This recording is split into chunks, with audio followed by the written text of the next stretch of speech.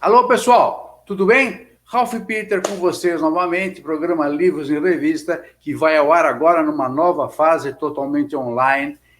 Desafortunadamente, por motivos pandêmicos, nós não estamos mais fazendo as gravações em estúdio, pelo menos temporariamente, graças a um esforço magnânimo do nosso patrão Bernardo Campos de Carvalho, que conseguiu meios de transformar o estúdio numa potência midiática que nós vamos observar agora. E por causa disso, quem será o entrevistado de hoje? Quem vocês imaginam? Bernardo Campos de Carvalho, o nosso ilustre patrão, que é um emérito criminalista, defendeu causas clamorosas de grande vulto, conseguiu livrar pessoas que estavam sendo injustiçadas de uma forma ou de outra, e que, mediante a sua experiência, editou um livro que salvou muita gente de um calvário que é difícil que hoje uma família não tenha alguém envolvido neste mundo infeliz, nefasto, nefando, que é o mundo das drogas. Ele escreveu um livro que foi um sucesso, o livro já foi escrito há 5 anos, que é Drogas, olha o título interessante, Drogas, o início do fim. Nada mais verdadeiro, porque uma vez que você entra por esse caminho, você envereda nessa trajetória, dificilmente você tem retorno. E justamente o livro do Bernardo tem esse condão de fazer com que as pessoas alertem para o perigo, não entrem nesse caminho e, ao entrar, tem como voltar. E aí é que nós estamos chamando, nesse momento, o doutor Bernardo Campos de Carvalho. Por gentileza, apareça, doutor. Muito obrigado pela presença. E já estamos cabalando essa entrevista há uns 4, 5 anos, sempre com um probleminha, com um júri aqui, um júri ali, e ele jura que isso é verdade, que é pior, mas agora, finalmente, conseguimos prender esta figura aí, esta figura avantajada, que muito me honra. Muito obrigado mais uma vez pela presença, Bernardo. Meu amigo Ralph, falar sobre o prazer e alegria de conceder essa entrevista a você, para mim é uma coisa sem parâmetros, porque eu estou falando e eu estou dando entrevista para o maior crítico literário que eu conheço no Brasil. Simplesmente é um gênio. Eu tenho muito prazer de falar para você, Ralph. Vamos falar um tema muito difícil, que é o tema das drogas, que nós já lutamos contra isso como advogado criminalista, notadamente no Tribunal do Júri, há muitos anos que nós vemos famílias jovens, famílias destruídas por causa dessa maldição chamada drogas. Bernardo, e como é que você vê essas pessoas e por que essas pessoas defendem o uso da droga, particularmente o que hoje está tão assim, quase que, digamos, em termos líricos, que a maconha não faz mal? O que você acha disso tudo? E principalmente, se você já puder entrar no assunto, por gentileza, para iniciar o papo, da maconha.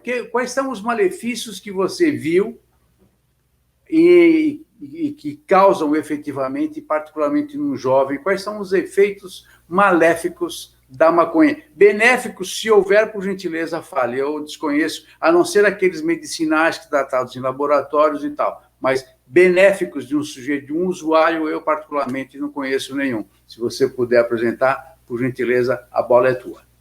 A maconha é uma droga como outra qualquer. A maconha teve uma evolução muito, muito violenta. Na década de 60, quando se chamava o uso de um baseado, que era um cigarrinho de maconha, a maconha tinha 0,4% de efeito alucinógeno. Hoje, ela chega a 13%, 14%.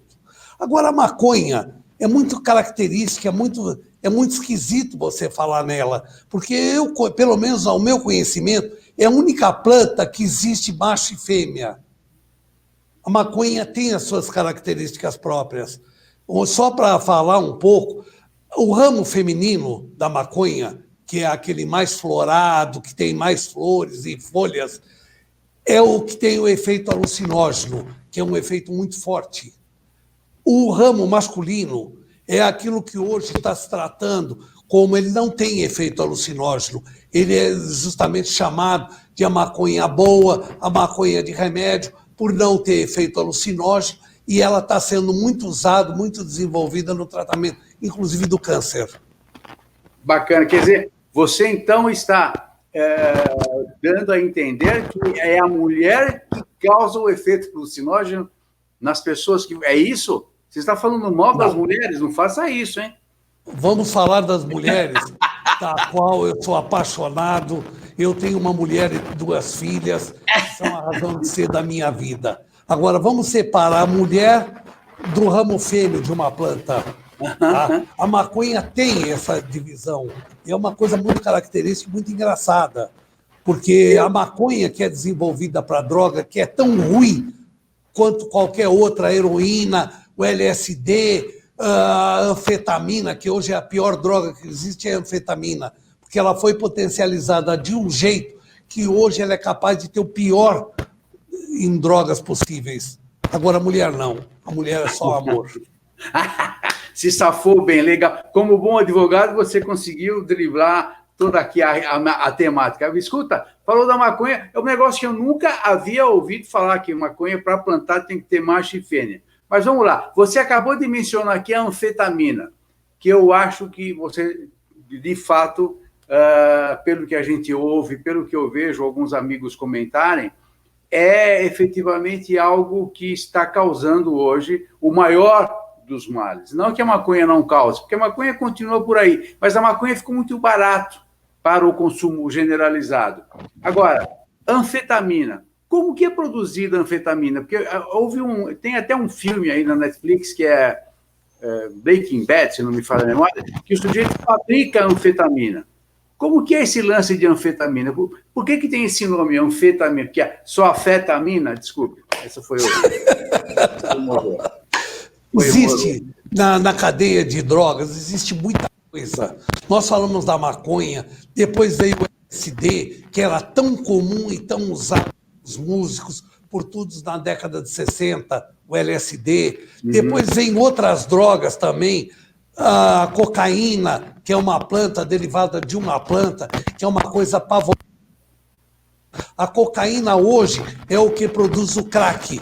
O crack ele é misturado, é uma soma de cocaína com bicarbonato e outras drogas que eles misturam, que se tornou a pior droga. Pelo preço barato, que é o crack, todo mundo tem uso, só que tem um efeito. Ela tem um poder de droga, efeitos alucinógenos. E, olha, eu sou menos liberal. Eu acho que a pessoa que fuma uma vez crack, ela está terminantemente viciada. Porque quando você fuma o crack, ele te dá um efeito de euforia, de maravilha.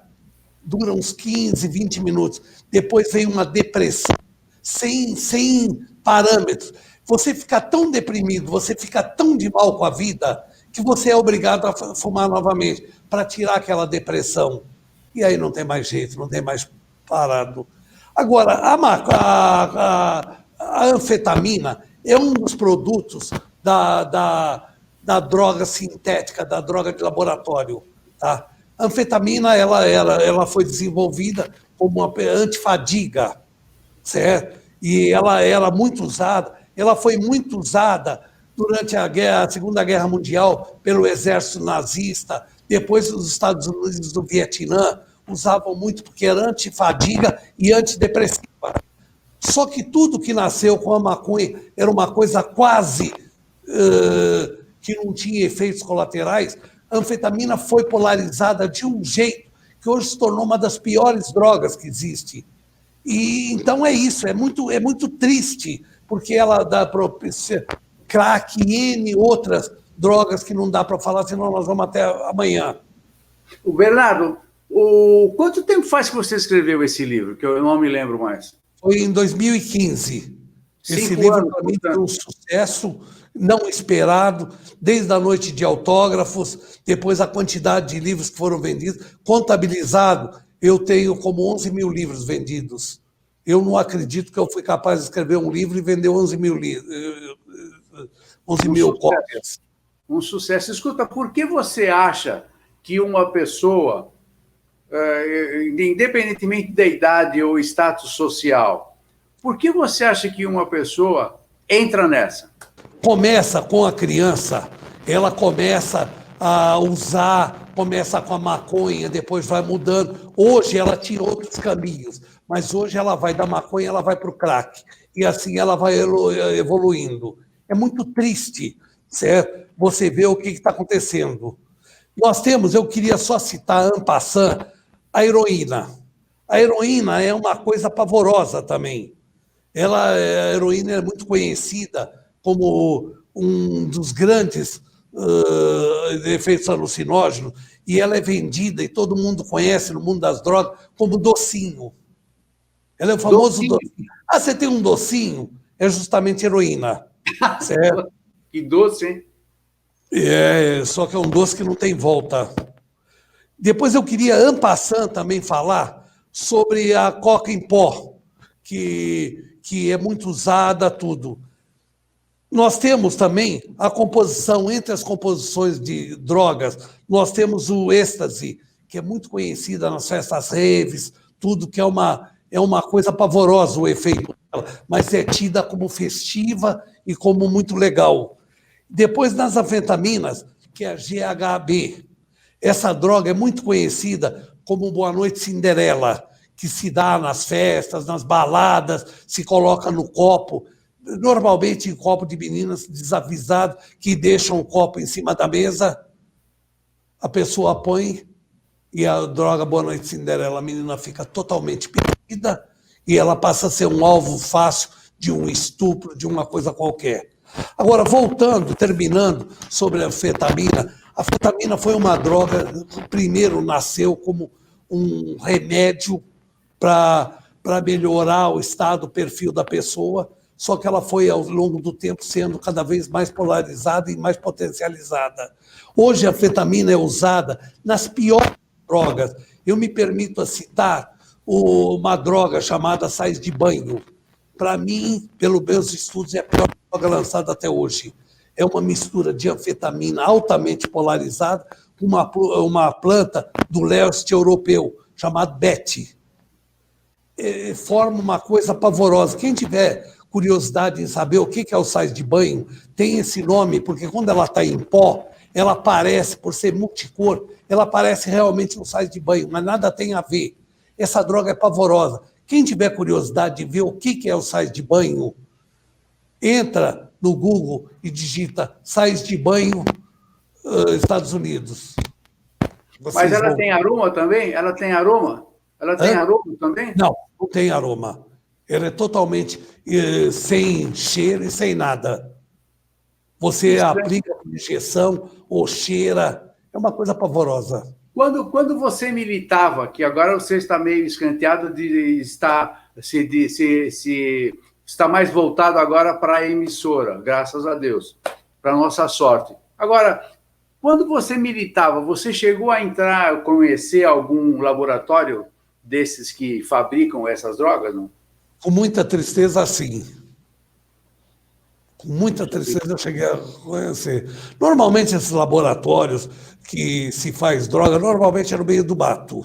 Não é num prédio comercial, nada. É feito no meio do mato, por essas gangues, PCC, etc., etc., que fabricam para poder vender, que fazem o crack, que mexem com a maconha, manuseiam com a maconha e todos os outros tipos de droga.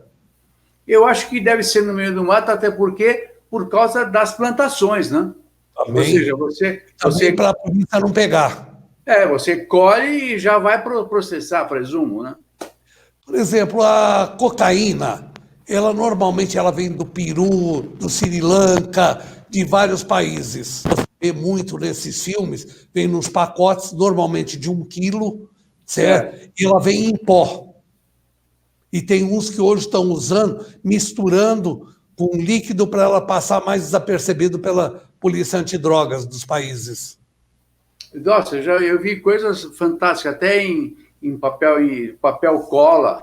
Papel Tudo. cola tinha Tudo. cocaína, um negócio... Biscoito, chocolate. Embalagem de café. Eles Embalagem de separam a café. cocaína do cacau, etc. Bom, a verdade é a seguinte, a polícia fecha uma porta e eles abrem duas janelas, né?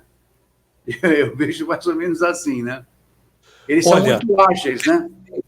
a guerra feita pelos Estados Unidos, pelos países envolvidos, Alemanha, Inglaterra, o próprio Brasil, cada dia a droga está tomando conta. Estão humilhando potências como os Estados Unidos, cada dia se vende mais droga. Os cartéis cada dia estão mais fortes pelo faturamento que eles têm. Por exemplo, o PCC tem mais faturamento que muitos países da América do Sul. É um PIB fantástico.